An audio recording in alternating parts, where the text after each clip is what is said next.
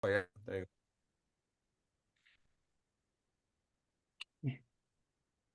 Good evening. Great to see you, Jack. Everybody is very welcome to the pod or to the everyone's welcome to the webinar.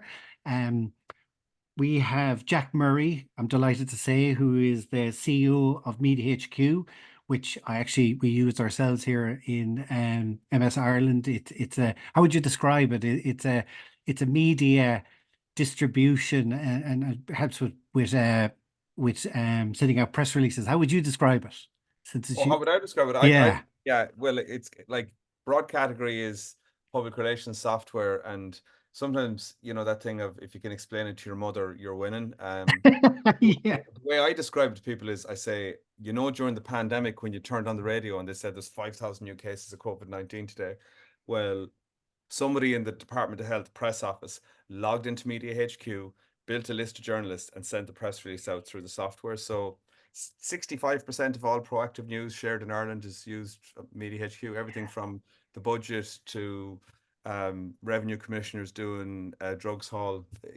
People go in, they find journalists, and they distribute through it. So that's, yeah. yeah. Well, I use it every week, and it's just so helpful.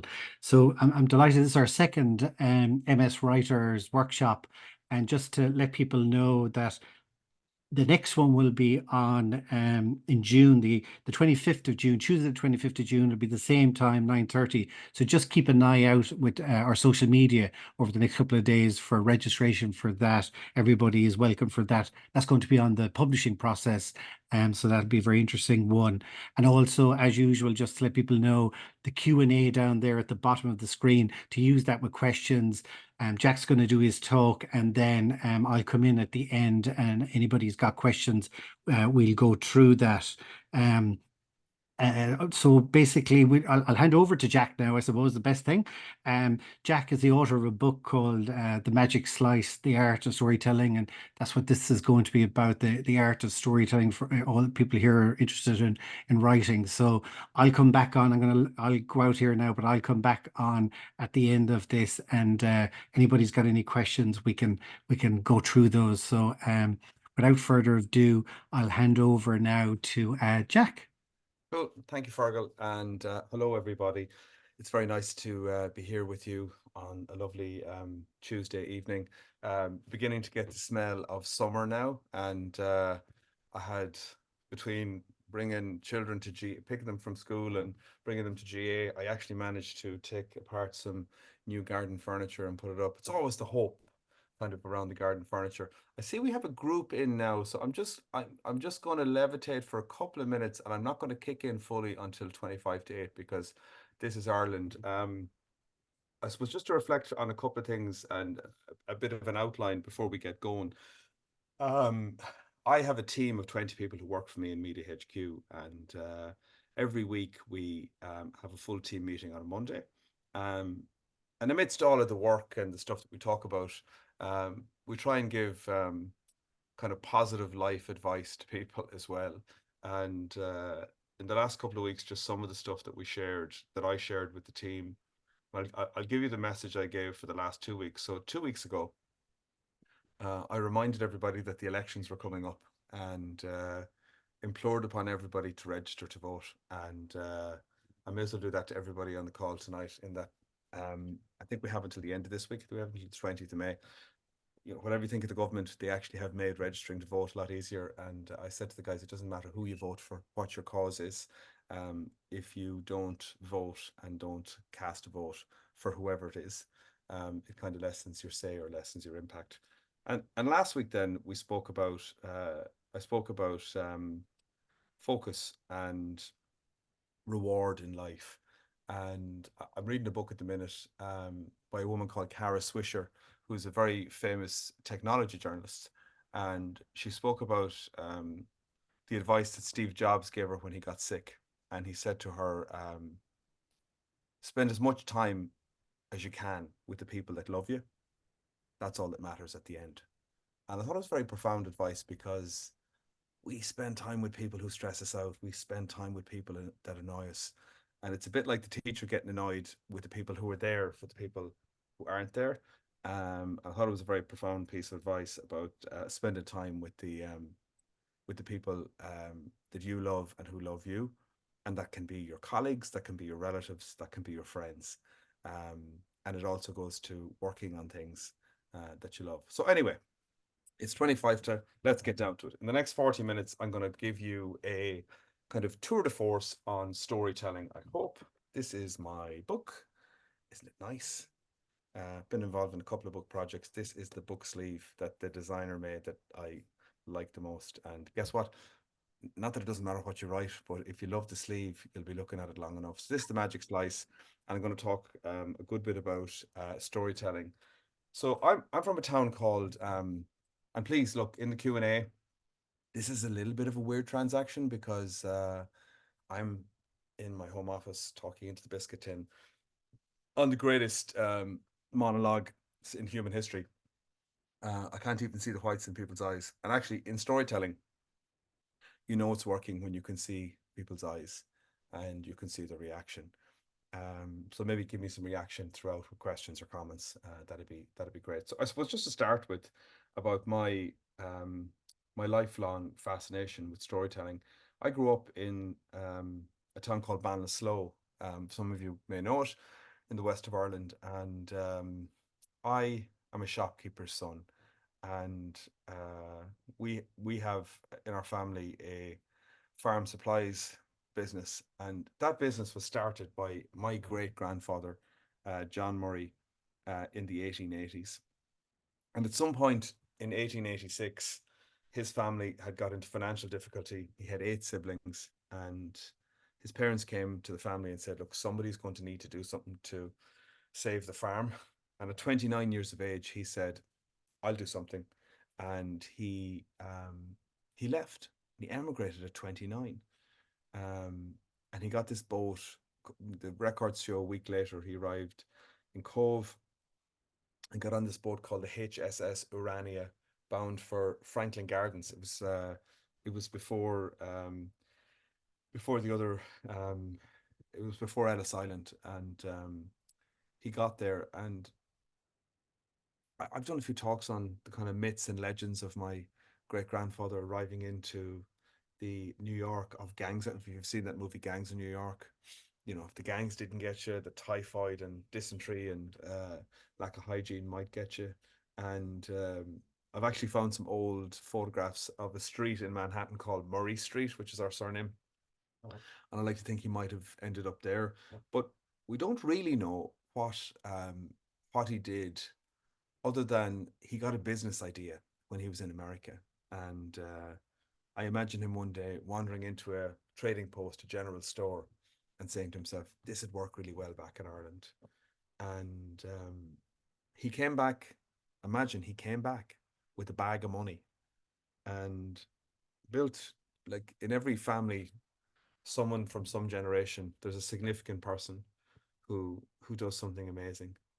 And he bought half a Ballinasloe. He had a mill. He had a general store. They were making beer. They were distilling products, distilling whiskey. They were milling corn, and they um, created this trading business that exists to this very day. And actually, I have in the front of the book. Let me see, can I find it here? Yeah, look, there's there's my great grandfather. Look at my great great grandmother. She looked fierce. This is like the Instagram moment where, hey mom, I'm leaving town. Yeah, you weren't allowed smiling photographs back then because it took so long to expose them. And this is the day the business opened. That's my great grandfather with the mustache on the cart with some of his children, and my great great uncle Martin. You can't really see it now, but there's a box of Oxo and a bottle of Jameson in the window of the shop, two brands that still exist. And it was the telling of that story that kind of got me utterly fascinated with storytelling. And I studied marketing, worked in product marketing for a while, then realized, that first winter I was working in product marketing, I spent my evening writing short stories, musings, ramblings on a computer, did a creative writing course in NUIG, and then applied for a journalism job and a journalism postgrad. I got accepted into the journalism postgrad. And I don't know if you've ever in your life kind of landed in a place that was amazing. Um, but I landed in the journalism postgrad, and after a couple of days, I should have been intimidated. I was surrounded by people with English degrees from Trinity and people who'd worked in college newspapers for years, and I very quickly realized I was in the right place and I could outlast anybody for one reason. Um, I'm curious. I'm always asking questions. I'm always trying to figure things out, and curiosity is a superpower.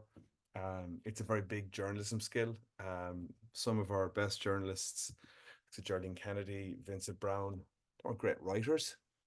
They were so curious, and it's an amazing skill.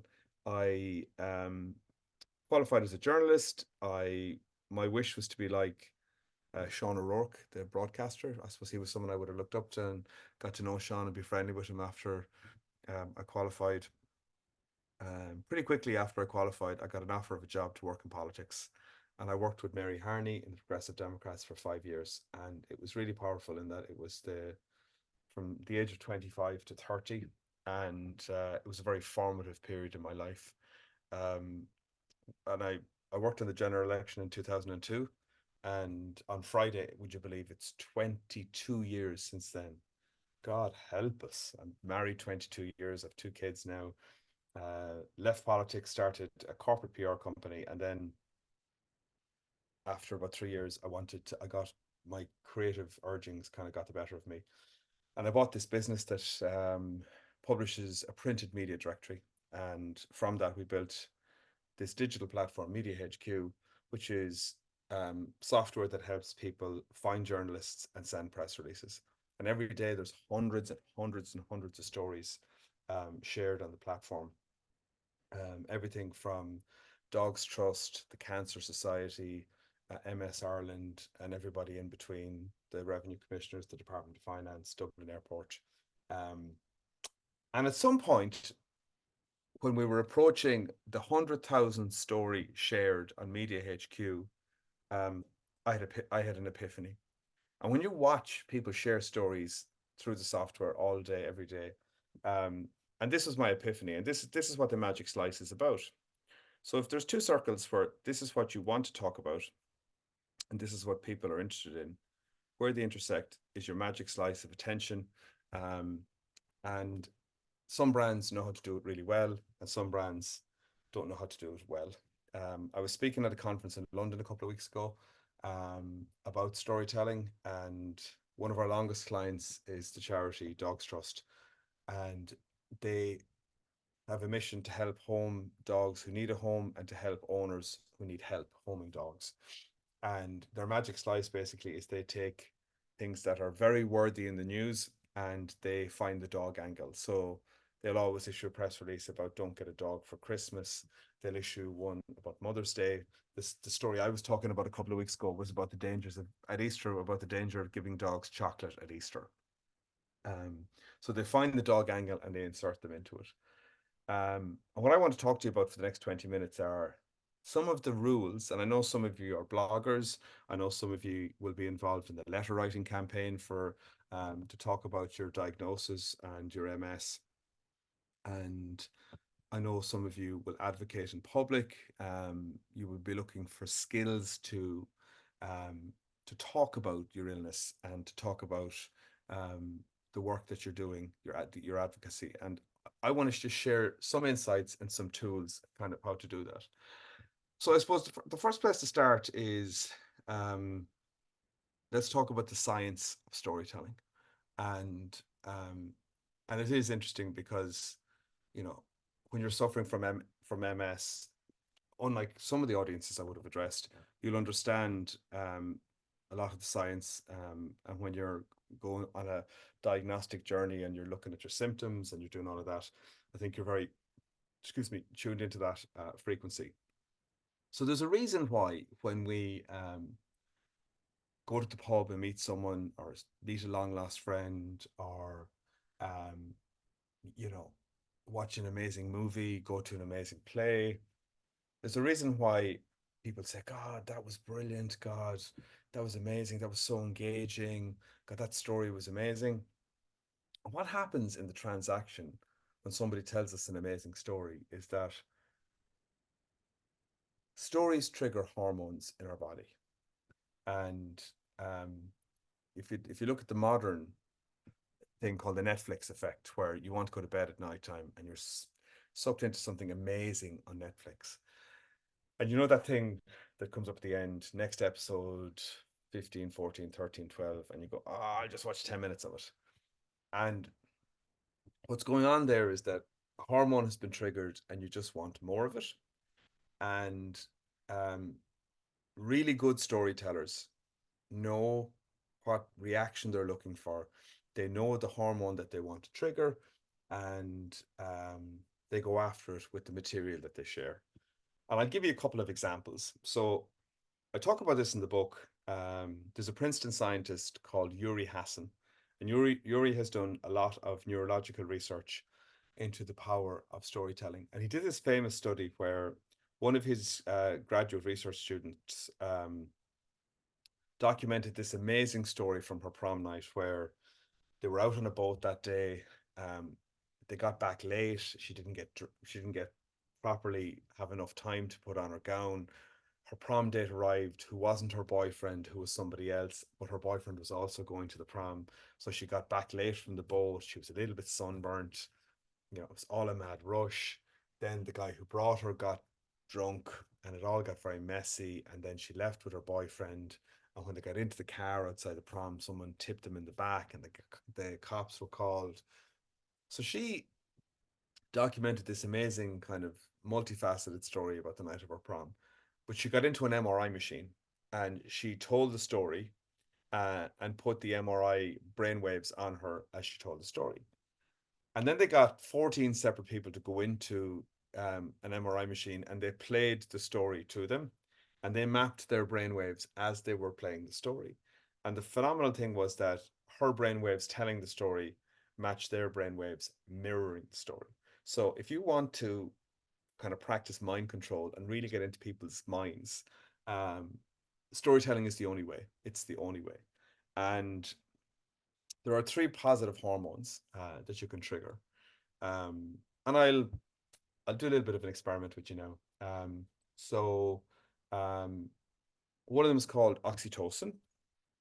Um, one of them is called dopamine, and one of them are called endorphins. So oxytocin is um, I suppose the trust, the bonding. Oh, how to do that? The trust, the bonding, or the sharing. You can never do that when you want to do it, actually. The trust, the bonding, or the sharing hormone. And the way you trigger oxytocin in people is by opening up. And I read some of the blog posts and I read some of the great work that people are working on. And, people have talked about the challenges and the symptoms and the physical toll it takes on you.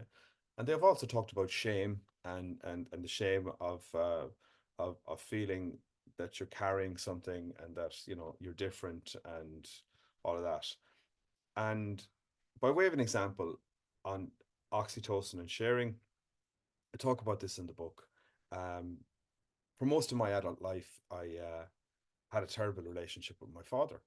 And I grew up in a house where my dad had, not that you can have a good drink problem, but he had a bad drink problem. And he nearly drank the Shannon until I was about 10 and a half, 11.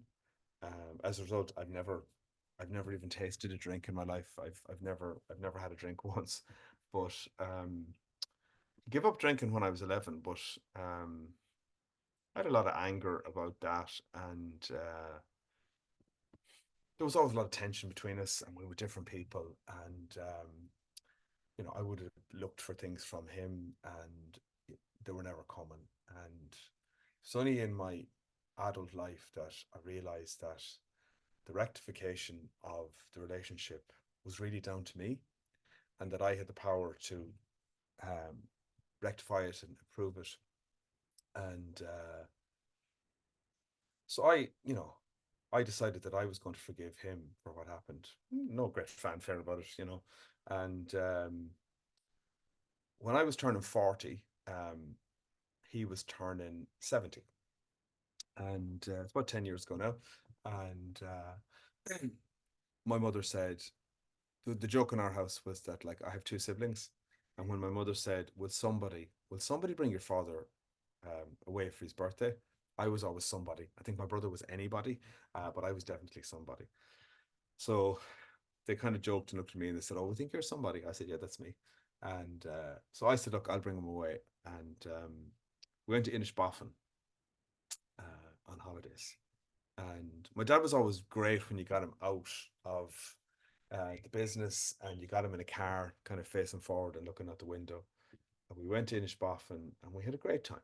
And when you go with your dad on a trip like that, like one of the things I agonized over was, do you get twin rooms?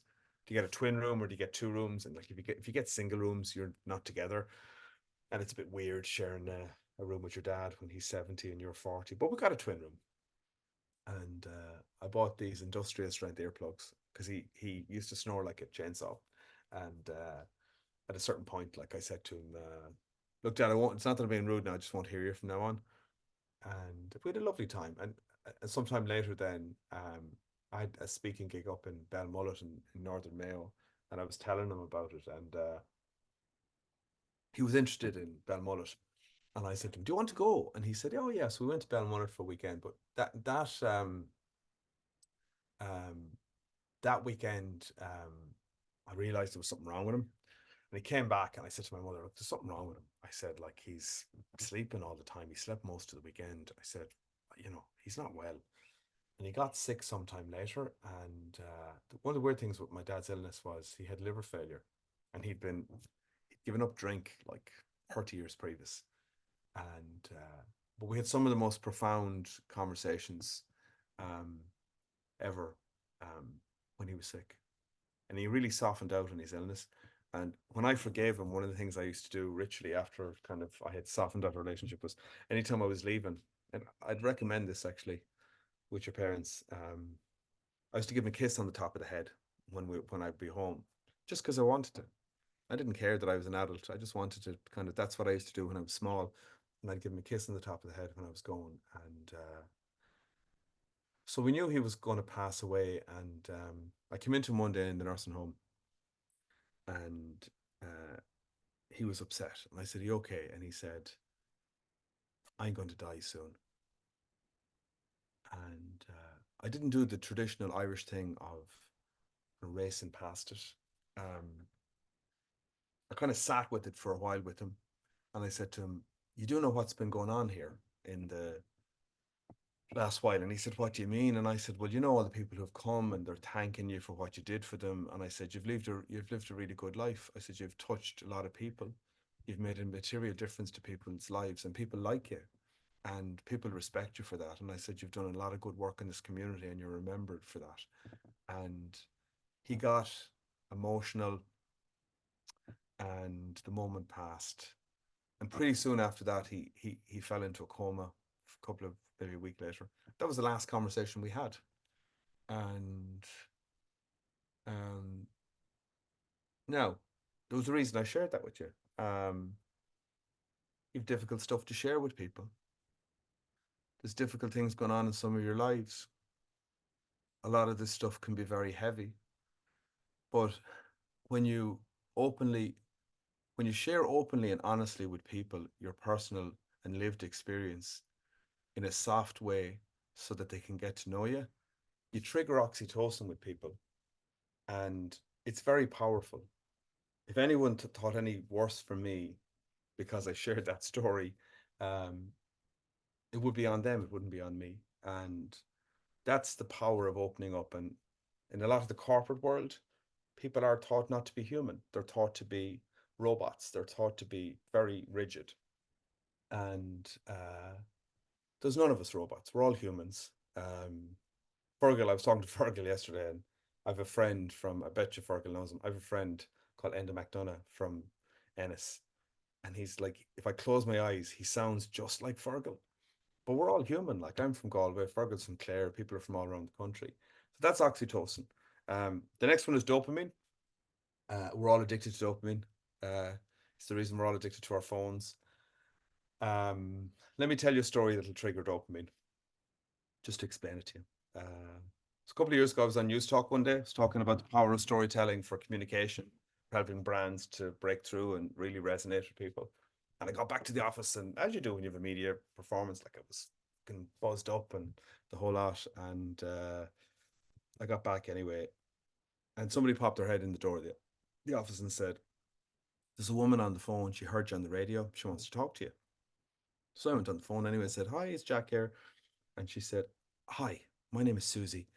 I'm head of marketing for a large corporate law firm in the IFSC." She said, "I just heard you on the radio. You were brilliant." I said, "Oh, thanks, Susie." And she said, "We have a huge project down here, and I think your storytelling approach could really solve it. It's a huge contract worth a couple of 100,000. Could you come to a meeting in the morning?" And I said, I felt like saying, "Well, Susie, I could come now if you want." So I said, "No, no, I can come tomorrow, no problem." The following day, get a taxi, did my preparation work, arrive at this big, down the IFSC, big office block, go in, you know, massive lobby. You can just imagine now, polished floor, chrome steel, the whole lot. I go over to the reception desk. I said, "I'm here to see Susie in corporate marketing." She says, "Oh, yeah, I'll call her." Out comes Susie, big power suit, comes over to me. And so I said, "What's the story?" And she said, "Now, there are three partners here. You need to convince them. A lot of them think communications is a load of rubbish and they're not really into this," which I thought was a little bit odd, if I'm being honest. And she said, "I won't be at the meeting. They'll be at the meeting and you've got to convince them." So I said, "Okay." So she said, "Do you see that room down there at the end of the corridor?" "Yeah, they're in there now and the meeting's on there." So I walked down anyway, a little bit trepidatious about what was going on. And it was one of those rooms with the two glass windows up either side. And I looked I looked in, and three fellas, mid 60s, grey suits, you know, they had corporate lawyers written all over them, zero crack. I thought, this is going to be great crack. And I put my hand on the handle. I was just about to push the door in, and I kind of heard a noise. And I looked around, and it's Susie, and she's kind of running towards me. And she says, "Wait, wait, wait. There's just one thing you need to know before you go in. It'll make all the difference." Now, if I didn't tell you what that one thing was, it'd be kind of annoying, wouldn't it? See, I'm not going to tell you. And that's dopamine. And any sort of story that you can build suspense and you can build it to a moment will trigger dopamine. And we get it on TV, we get it in drama, we get it in cinema, we get it in gaming, we get it on social media. That thing when you go into the game arcade with the coin fall, that's massive dopamine. People addicted to TikTok, we're all addicted to dopamine, and it's gas. I've deleted all social media apps off my phone other than LinkedIn. And let's be honest, like there'd be something wrong with you if you were spending too much time on LinkedIn. And the app I spend most time on now is WhatsApp. I've a limiter on WhatsApp of 50 minutes every day, and I generally hit it at 6 o'clock in the evening, responding to messages, responding to groups that I'm in, all that sort of stuff. So that's dopamine. Third one is endorphins. Endorphins is cracking a joke. It's having the levity to have a bit of fun, and the good jokes and the good stories. You know, what's good in Banlaslow is good in Bulgaria, is good in Beijing. The good material will travel, the good and funny stories. And I'm a big fan of what I call infotainment. If people are happy in themselves and enjoying themselves, they will take on more information, they will remember more stuff. Now, there's two negative hormones, cortisol and adrenaline. Um, if you put stuff up on a slide and you read it out to people, 90% of what you do will be forgotten in 30 seconds. And I'm going to say that again. 90% of what you're saying will be forgot in 30 seconds. If I asked anyone on this call next week to recount a story about me and my dad, you're remembering it all day long. If I ask you to remember the story about my grandfather emigrating to America, you're remembering it all day long. That's the power of a story. You don't have to try hard. You just remember the details. Um, so if 90% of something is forgotten in 30 seconds, why would you do it? People do it because it's a crutch. And if you're trying to read something and I'm reading it at you, it's impossible. So when you put something like, if you're going to do that, at least let people read the slides. Because they're afraid of standing in silence and they're afraid that they're going to forget what to say. But what happens is when you put the stuff up on the screen, people read it. And if you're trying to read it, it's like me going la la la la la rhubarb rhubarb rhubarb. You can't You can't process it. So, um, and I do a storyteller course where I bring people through the process of sharing a story with big images and small prompts,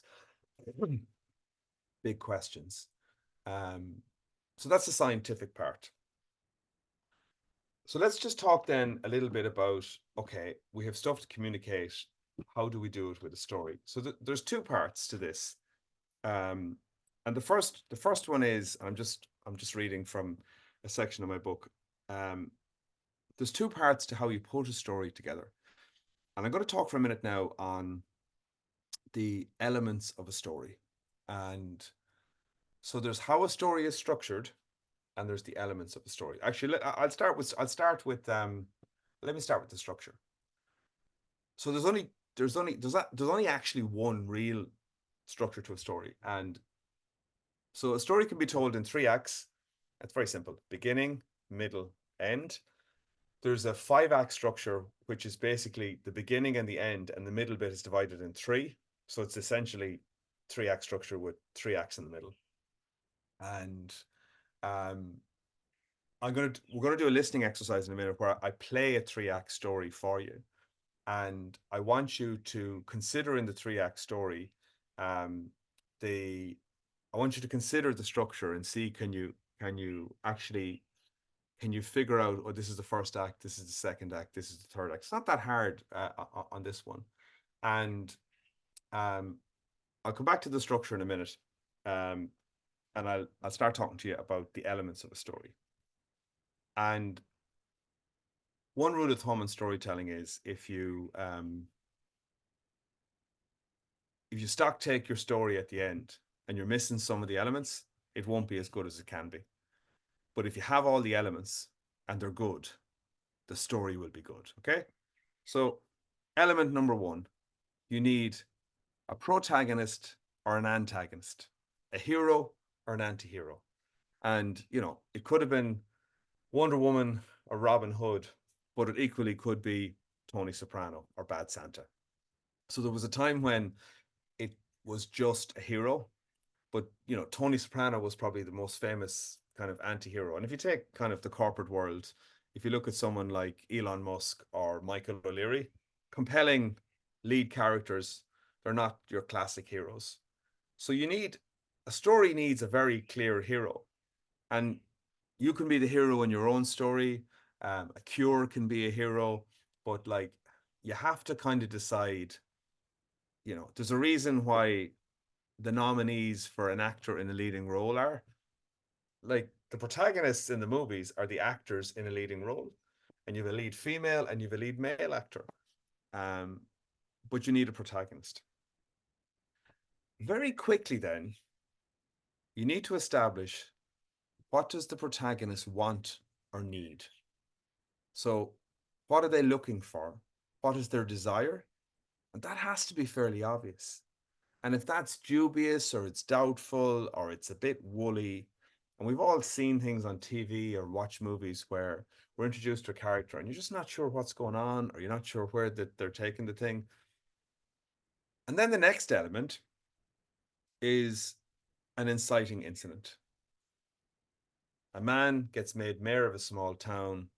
It's summer season, and someone sees a shark in the water. Nemo goes for a swim and he gets lost and he needs to find his way back home. So something happens.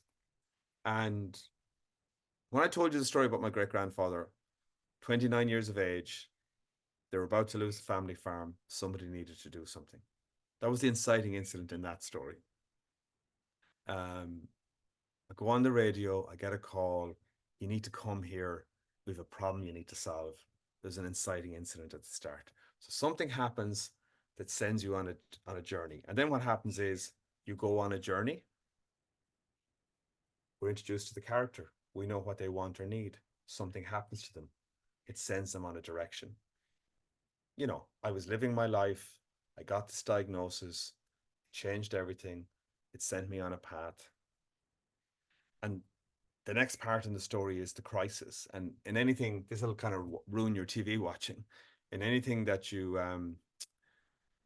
watch, the crisis kind of happens sometimes halfway through. And what happens at the crisis is it's like a crossroads where you turn right, you get salvation, you turn left, you get kind of hell and damnation. And that's kind of how it works in a story. Like there are two paths. There's the good path and there's the bad path. Then there's the climax where the forces of good meet the forces of evil. And then there's a resolution and a moral. And you can tell a billion squared stories with those elements. And if people come back and say, well, I don't really know who the protagonist is here. And to be honest with you, okay, Mary's the protagonist. I don't know what Mary wants. I don't know what's going on with her. I don't know what her need in life is. And then what's the inciting incident? What happens? And as a result of the inciting incident, people go on a journey. At a certain point in that journey, they're learning about themselves. Internally, they're learning about the world.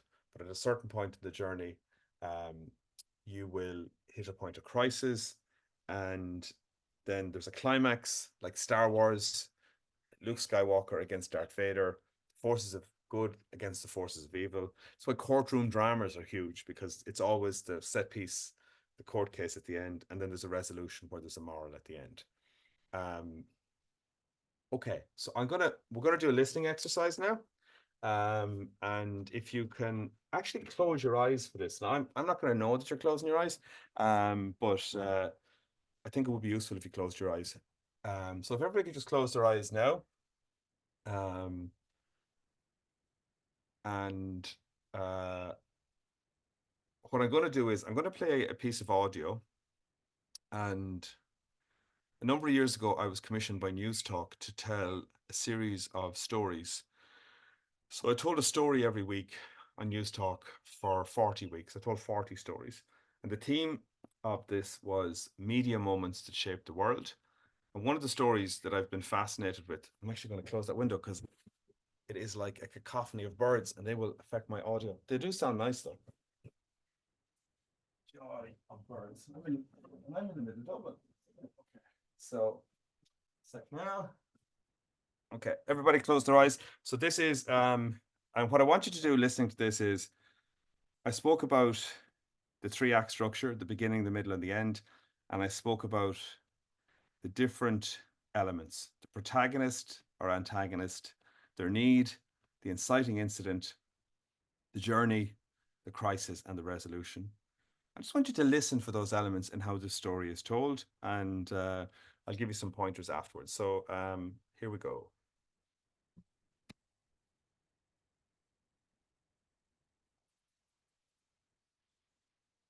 Create great literature takes extraordinary human effort. It requires focus, dedication, and often no little pain.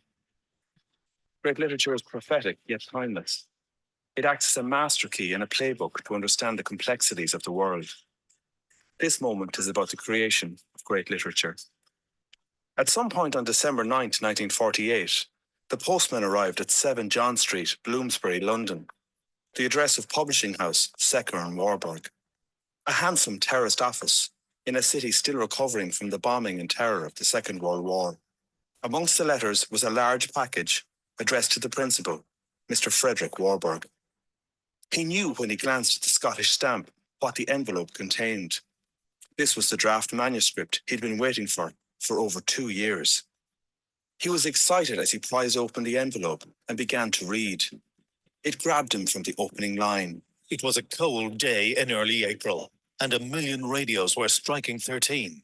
As he feverishly raced through the opening pages, the bleak and dangerous life of the central character, Winston Smith, began to unfold. With every new page, he found himself deeper into a dark and depressing totalitarian world. The language was rich with description, the words hanging there, yet instantly sticking in his mind. Big Brother. Doublethink. Thought Police. Room 101. News speak. War is peace. Freedom is slavery. Ignorance is strength. He was struck by the political power of the book and the fear that it would instill in readers. He completed his report on the book with the line, It is a great book, but I pray I may be spared from reading another like it for years to come.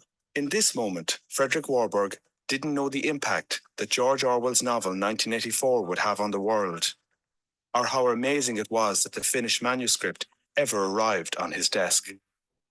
For George Orwell, or Eric Blair as he was known, the birth of the novel 1984 started so differently. He had a burning urge to escape his life in the oppressive, damp and smog-riven streets of London. As the war entered its final year in 1944, Orwell and his wife Eileen lived in a small rented flat in North London. He had just finished writing his novella, Animal Farm, which was ready for publication. George and Eileen both desperately wanted to start a family and got the opportunity to adopt a child through Eileen's sister, who was a doctor. Then in June of that year, during a German air raid, a flying V-1 bomb struck their apartment building. In an instant, it destroyed their home, but thankfully they were safe. Orwell scrabbled around the rubble looking for his books before carrying them away in a wheelbarrow. In their new home, they were joined by a baby boy, who they named Richard Horatio Blair, and Orwell got a job as a war correspondent for The Observer, and all seemed well. While he was on duty covering the war in Europe, Eileen was scheduled to go to hospital for a routine hysterectomy. George paid little heed to the operation, more focused on his journalism.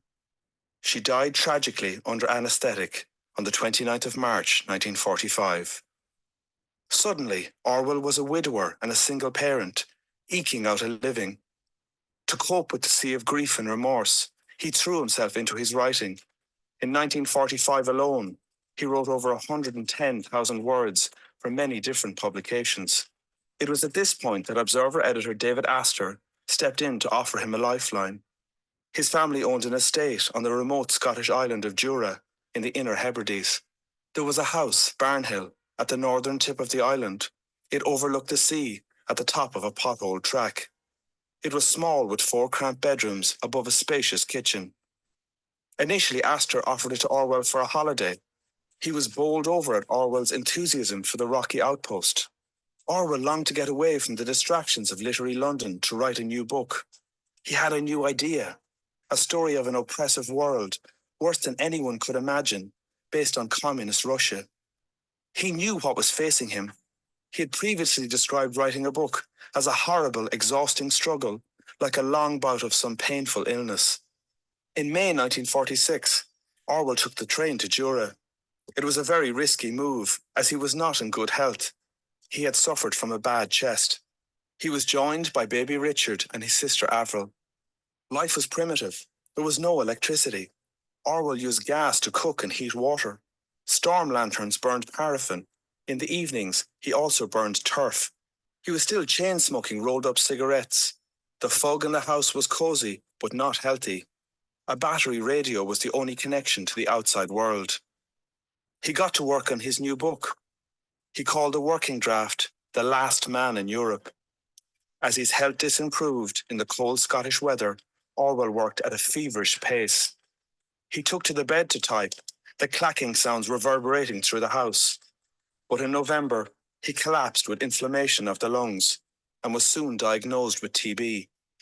As he left hospital in the spring of 1948, he received an anonymous letter from his publisher Warburg, in which he asked pointedly about the new novel. It really is important from the point of view of your literary career to get it by the end of the year, and indeed earlier if possible. It was a desperate race against time, as Orwell's health was in free fall. He was bedridden and only able to write for a few hours a day. He even took on the ghastly task of retyping all of the 125,000 words of the final manuscript himself for the December deadline. As he approached the deadline, the book's title had now changed.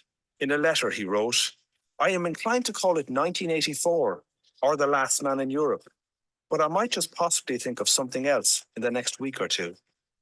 Let's return to the office of publishers Secker and Warburg on December 9th, 1948. Eric Warburg had just received the first manuscript of the novel 1984. Almost instantly, he recognized its quality. He described it as, "It is amongst the most terrifying books I have ever read." An internal memo at the publishers noted, "If we can't sell 15 to 20,000 copies, we ought to be shot." By now Orwell had left Jura and checked into a TB sanatorium. As word of 1984 began to circulate, David Astor planned an Observer profile. Orwell joked to Astor that it wouldn't surprise him if you had to change the profile into an obituary. 1984 was published on the 8th of June 1949, and was almost universally recognized as a masterpiece. Orwell's health continued to decline. In October 1949, in his room at University College Hospital, Orwell married Sonia Brownell, who he got to know during his illness. David Astor was best man. It was a fleeting moment of happiness. He lingered into the new year of 1950. In the small hours of the 21st of January, he suffered a massive hemorrhage in hospital and died alone. The news was broadcast on the BBC the next morning. Avril Blair and her nephew, still up on Jura, heard the report on the battery radio in Barnhill. Richard Blair remembers the shock of the news. His father was dead, aged 46. David Astor arranged for Orwell's burial in the churchyard at Sutton Courtenay in Oxfordshire. He lies there now as Eric Blair, between H. Asquith and a local family of gypsies. To create great literature takes extraordinary human effort. It requires focus, dedication, and often no little pain. 1984 has sold over 30 million copies and is recognized as one of the greatest novels ever written. It allows us to see ourselves and our world, while at the same time giving us a window to the future. Even today, it seems more relevant than ever.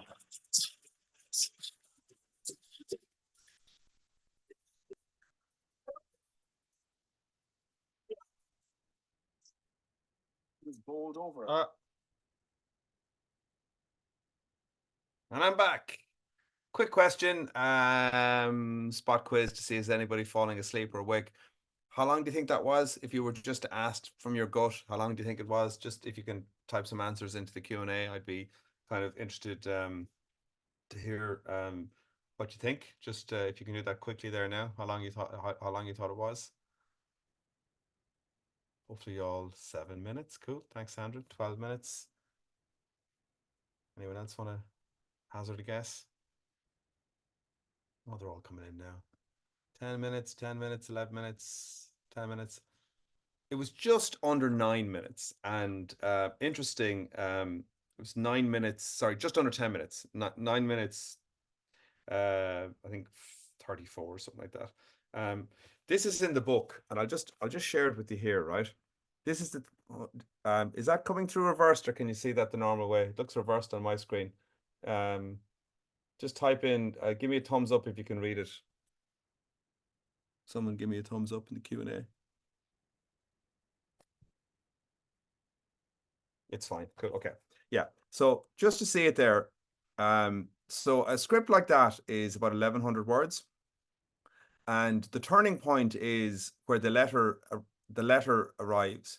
So we're introduced to George Orwell, Eric Blair. We get his want or his need. And the turning point comes when the letter arrives at the end of the first act. And that's about kind of 330 words. Then we go back in time to realize how did it get to that point in the second act.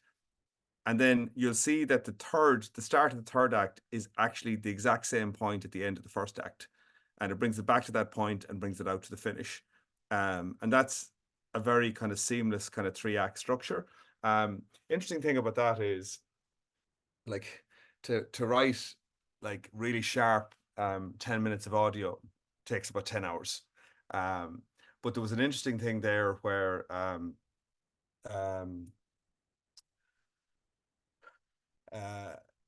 I wanted to figure out. So there was that great Irish comedian Hal Roach used to say, "It's the way." He used to tell a joke and he'd say, "It's the way I tell him." And if you think of someone who people generally think is funny, it's Pat Short. Pat Short is a very infectious laugh, and when he starts laughing, you probably start laughing. And a buddy of mine is a photographer, and he said he had to photograph him a couple of months back. And when he arrived into the theater to photograph him, he said he could hear the laugh from kind of 100 yards away, and he said it's just infectious. You know, he said he's like that with everybody. He's really good crack.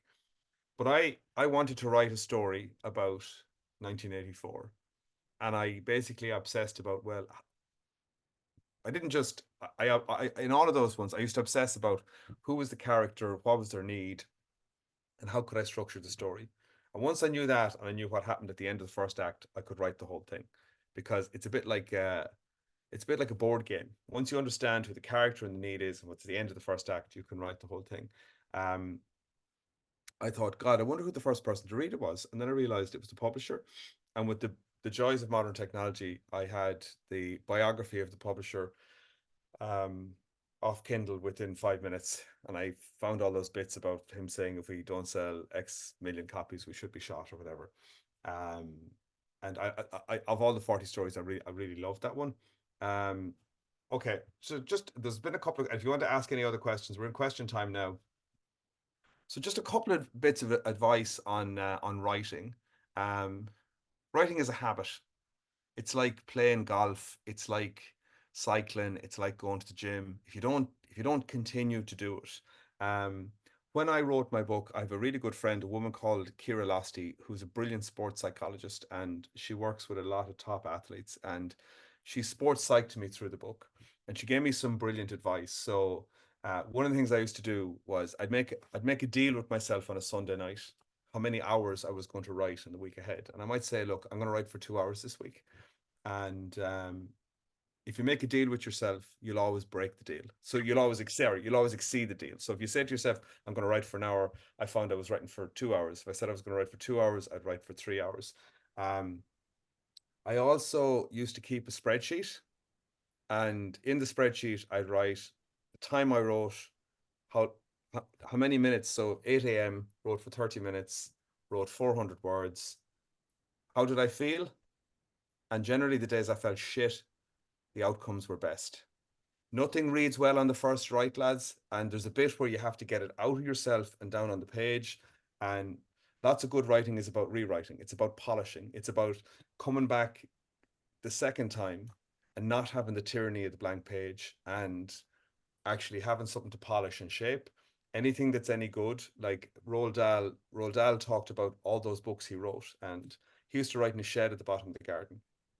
And he said he would go down and he had a human straitjacket. He'd get into a sleeping bag in a brown leather armchair, and he had a board. And he said he'd get into the sleeping bag, he'd smoke 3 or 4 cigarettes, and he said until there was nothing else to do but write, then he would write. And he said that one of the things that he convinced himself was that to write a book takes a year. And he said part of the reason why it was easier was like that the ad for Bulmer's, nothing added but time. It's going to take time. And there were 10 chapters in my book. Every chapter took a month. And I knew when I was starting the chapter that took a month. Other unusual things about my writing process is I would write in half an hour bursts. I couldn't do any longer. So I would write a half an hour and I'd go off and I'd do something. I'd come back and I'd write a half an hour. Sometimes on a Friday night, I'd be here and I would, when I was writing the book, everyone would be gone to bed at 11 o'clock and I'd sneak up into the desk here and I'd do an hour when everyone was in bed, and that always felt great. I wrote some great stuff in the front of the car when the kids were at GA training. To this day, there's a whole chapter in here about flow and creativity. If I want to get something done, I go to a coffee shop and I put in my headphones and I hide in plain sight. I go to a hotel lobby. If I'm hiding in plain sight and I don't know anyone and no one can interrupt me, I can get amazing things done in twice the speed. And a lot of it is about finding out what works for you. The other thing I'd say to you about writing as well is that we all tell each other, we're telling ourselves a story from morning till night. We go to bed at nighttime and we have dreams. We quantify our self-worth in the stories we tell ourselves. I'm a big believer in therapy. Would have done a lot of therapy in the last number of years. And the therapy I do is about your childhood story. And as adults, how we're a sum total of all the things we told ourselves as little kids. So the things we're brilliant at were the stories that came from a kid. One of my superpowers is I take things on. I grew up in a house with an alcoholic parent where I was just taking things on left, right, and center. It's a brilliant skill if you're CEO. But there's baggage with it as well. But part of that process is about quantifying the stories and quantifying who you are as a person. Journaling definitely helps. And I found journaling and getting your thoughts down and going back and looking at them. And, in some of the creative process, they call it your morning pages, like just sitting down and just writing kind of stuff that comes into your head. So just a couple of specific questions here First one, Travis, how would you advise someone trying to tell a story in 700 to 800 words? I suppose the first thing is I wouldn't worry too much about 700 to 800 words. I would worry about telling the story first.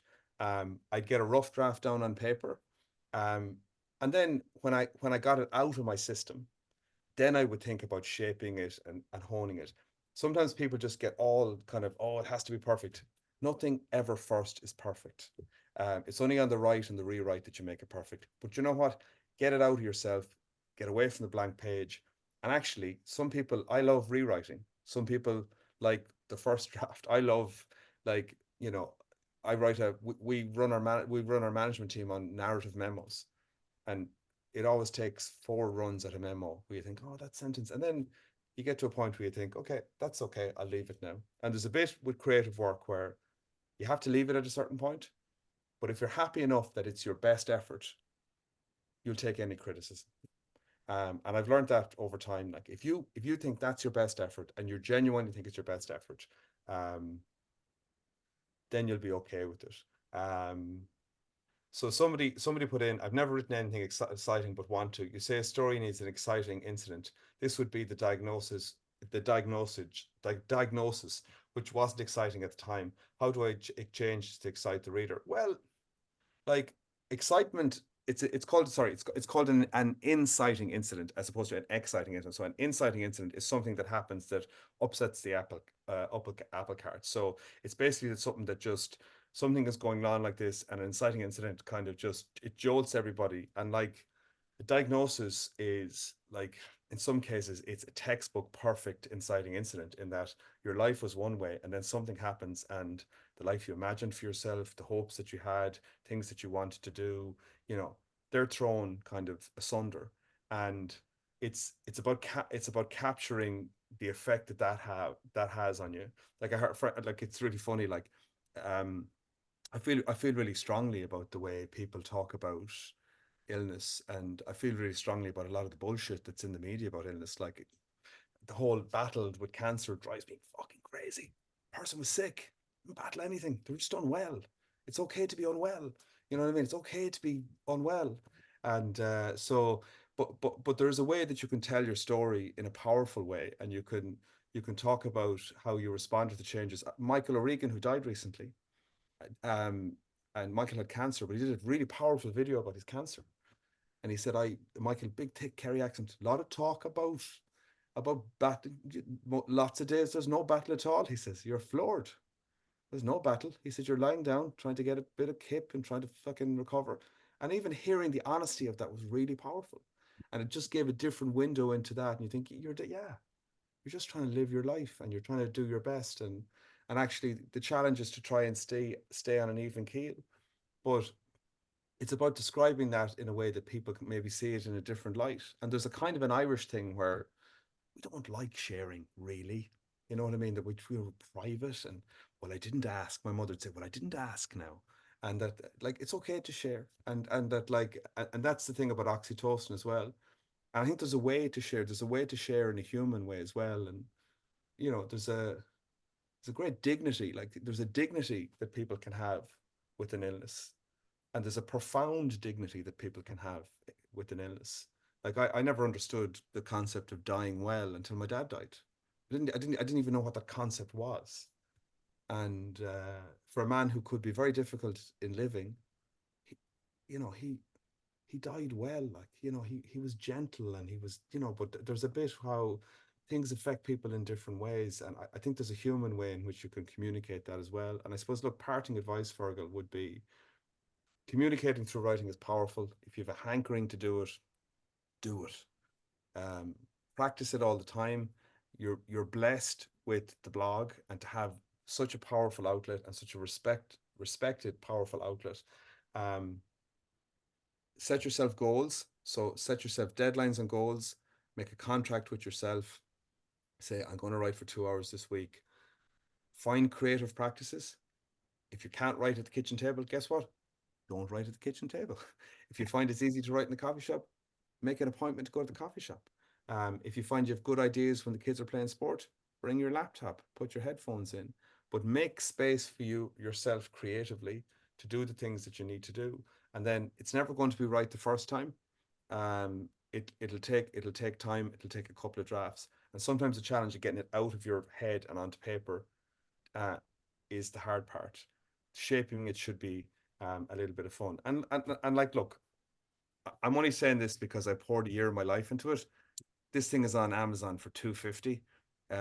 So if you're interested in more, it's on Amazon Kindle, and you can get the printed copy of the book as well. But there's much more of what I'm saying in here if you're interested. It's called Magic Slice. And look, I see the stories, and on a daily basis we work with MS, and I was delighted to do the talk tonight. And thanks. Yeah.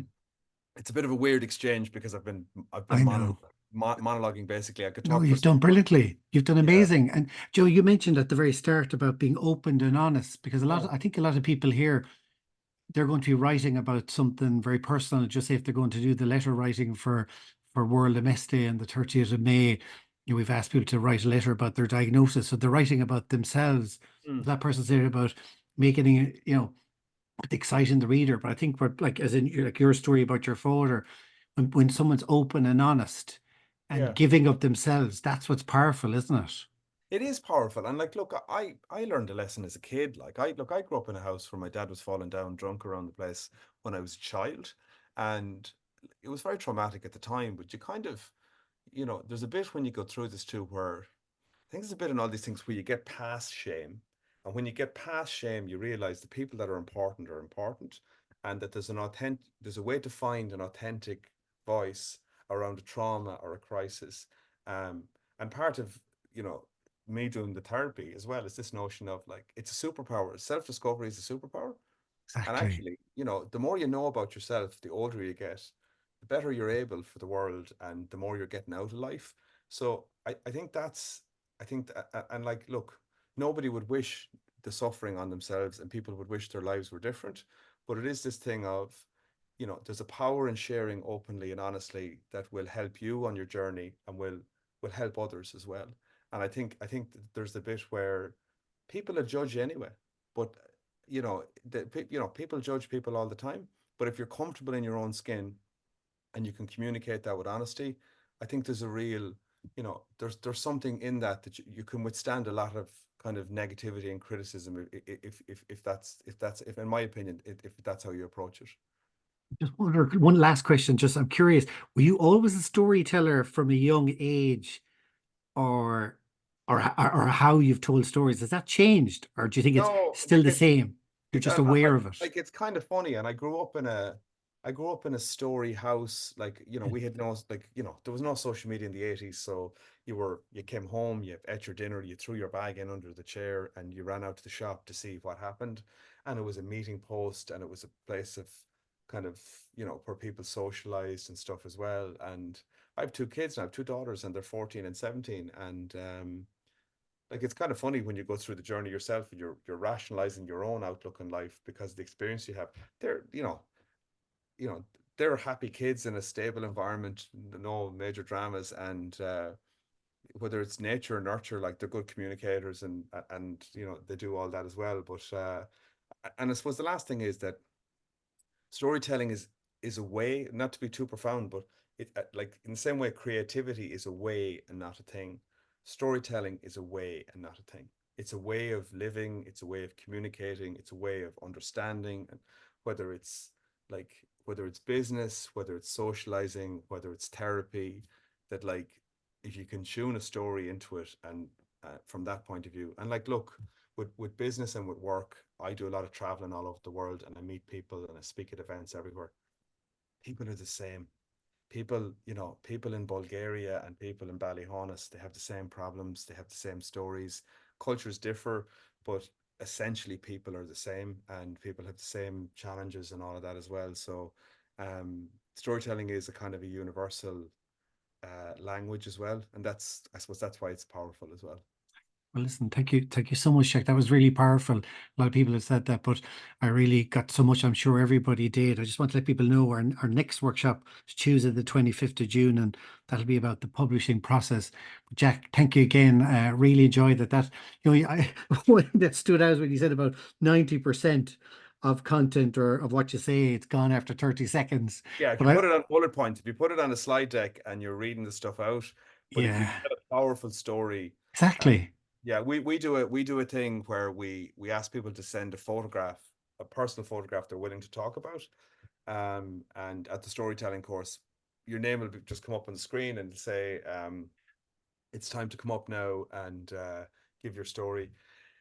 And like people who never communicated from a storytelling way will bring people to tears. And these will have been colleagues of people for years, and you'll say to people, look, that's your A game. Just one last thing before we Yeah. go. Francis said, I've written songs and poems only very short. How would you expand it out? I think, Francis, start journaling. So start journaling in long form. Open a Google Doc and start journaling every day, and the actual thoughts in your head about how you feel about what's going on are far longer than a poem and stuff as well. I'm really struggling with the plan. What would you suggest? If you're struggling with a plan, Jason, commit to writing for 2 hours this week and just write, and you know, and actually write for 2 hours. And I think by leaning into it, the other thing is, enter a writing competition. Like, set yourself a deadline. Enter a short story competition or something like that. Sometimes nothing like the guillotine focuses the mind. Oh, like that has to be a deadline. Is always a really good way to get over writer's block. A great idea. And actually a good one for that would be the 30th of May, World MS Day, the letter for diagnosis. I'm hoping that actually will inspire people to write for the first time, and then maybe we'll continue on that with our Yeah. bloggers. So you're One right. last thing before I Yeah. go. If people can connect with me on LinkedIn. I have a big network on LinkedIn, and I share all of my stuff there. And if it's of interest to you, and you want to buy that on Amazon, please do as well. But if you're on LinkedIn, you can send me a message on LinkedIn as well. So cool. So thank you so much, and enjoy the rest of the evening, everybody. Take care. Thank you so much, Jack. Take Thanks, care. mate. Cheers.